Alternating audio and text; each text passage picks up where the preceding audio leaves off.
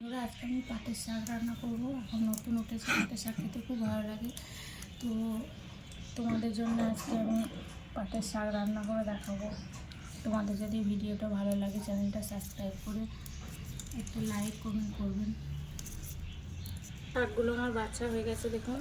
আমি এখন বালতি জলে দিলাম, বালতির জল থেকে কেটে নেব, ধুয়ে নেবো ভালো করে, দিয়ে কেটে নেব।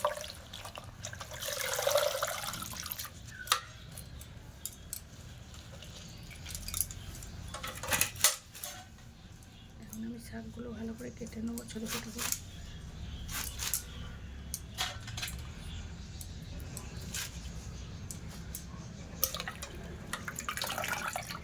কড়াইয়ে আমি জল দিয়ে দেবো, পরিমাণ মতো জল দেবো।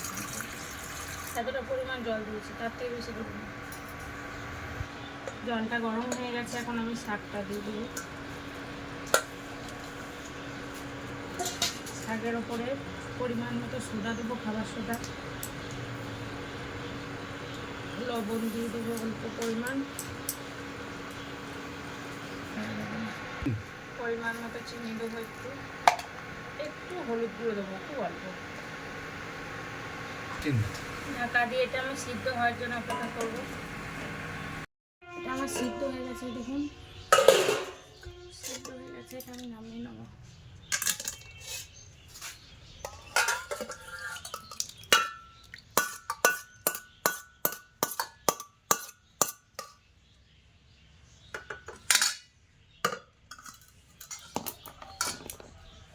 পরে আমি তেল দেবো,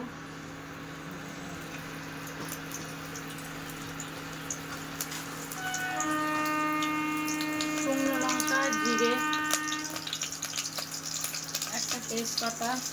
তোমরা যদি মনে করো যে রসুন পেঁয়াজ খাবো, তো এতে রসুন পেঁয়াজও দিতে পারো। আর তোমাদের জন্য আমি ভিডিও বানাতে পারছি, তোমরা যে ধৈর্য সহকারে দেখছো ভিডিওটা, এটাই আমার কাছে অনেক কিছু। এবার আমি শাকটা দিয়ে দেবো।